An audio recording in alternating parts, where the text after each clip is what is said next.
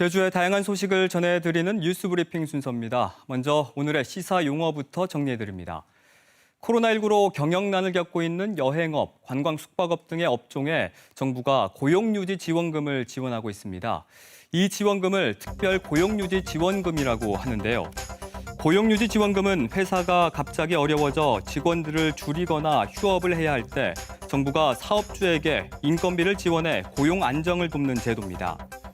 고용노동부는 지난해부터 코로나19로 직접적인 피해를 받은 여행업과 관광 숙박업, 공연업 등 15개 업종을 특별고용 지원 업종으로 지정해 특별고용유지 지원금을 지원하고 있는데요.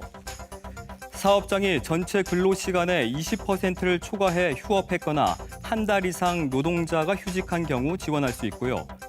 사업주가 휴업, 휴직을 실시하고 노동자에게 휴업, 휴직 수당을 지급한 경우 노동자에게 지급한 수당의 최대 90%, 일일 최대 7만 원을 지원받을 수 있습니다. 정부의 특별 고용유지 지원금 지원 기간은 기존 180일이었지만 90일이 추가되면서 270일간 유급, 휴업, 휴직 지원금을 받을 수 있게 됐습니다. 제주도는 올해 들어 지난달 말까지 도내 647개 업체에서 2만 4천여 명이 고용유지 지원금을 신청해 284억 원을 지원했고 이 가운데 40%가 특별 고용 지원 대상이라고 설명했습니다.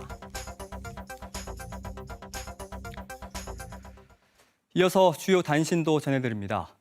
제주도는 도내 4만 9천여 업체에 제주형 제4차 재난긴급생활지원금 291억 원을 지원했다고 밝혔습니다.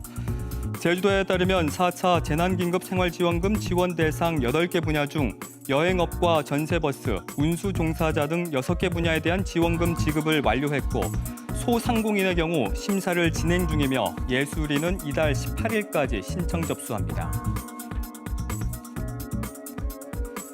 제주 제2공항과 연계한 스마트 혁신도시 조성 사업이 제3차 제주국제자유도시 종합계획에 포함됐습니다. 제주도가 공개한 제3차 국제자유도시 종합계획안을 보면 용역지는 제2공항 개발과 연계해 제주 동부 지역의 업무와 상업, 숙박, 마이스 등의 기능이 복합된 공항 복합도시를 만들고 제주도 산하 공공기관 등을 이전시키는 방안을 제시했습니다. 대중교통 이용 활성화를 위해 제주도가 2017년부터 버스 준공영제를 시행하며 매년 1,000억 원 가까운 돈을 들이고 있지만 운행버스는 58% 증가해도 이용객은 5% 정도 느는 데 그치며 민영버스가 운행하는 133개 모든 노선에서 적자가 나타났습니다. 이에 따라 제주도는 용역을 진행해 버스 노선 체계 보완 등 개선 방안을 찾을 계획입니다. 제주도 공무원의 코로나19 확진으로 하루 연기됐던 도의회 추경안 심사가 재개된 가운데 추경 예산 지원 대상의 형평성 문제가 도마에 올랐습니다. 제주도의회 예산결산특별위원회는 오늘 2차 회의에서 제주도의 예산은 6.9% 증가한 데 반해 1차 산업 예산은 1.7% 증가에 그쳤다며 산업별 형평성 문제를 지적했고 교육청의 교육희망 지원금에도 어린이집 원화와 학교 밖 청소년이 제외됐다며 보완을 요구했습니다. 제주도 내 지정해수욕장 12곳과 비지정해수욕장 17곳 등 29곳이 다음 달 1일 일제히 개장하는 가운데 제주도는 안전사고 방지를 위해 안전요원 248명을 배치하고 방역을 위해 해수욕객의 발열 측정을 위한 체온 스티커 도입 등을 검토하고 있습니다.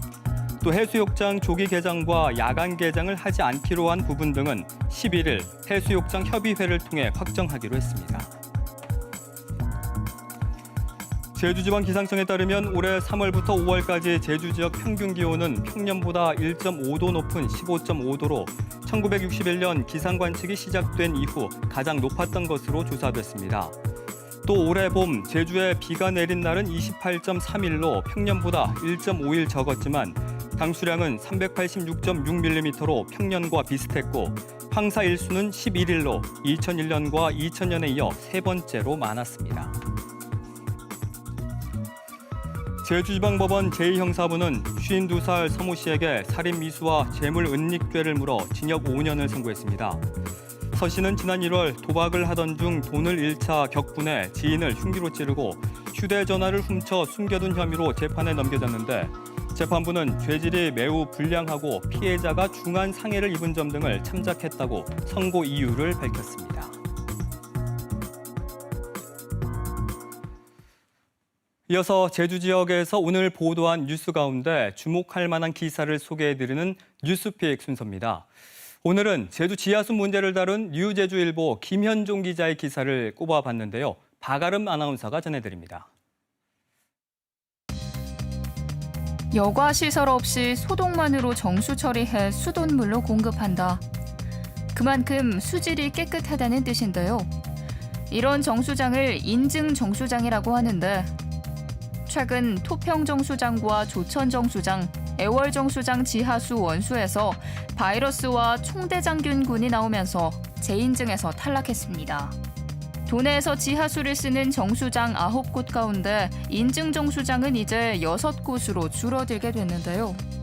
물론 바이러스 등은 소독 과정을 거치면서 살균 처리되기 때문에 가정에 공급되는 수돗물은 먹는 물로서 문제는 없습니다.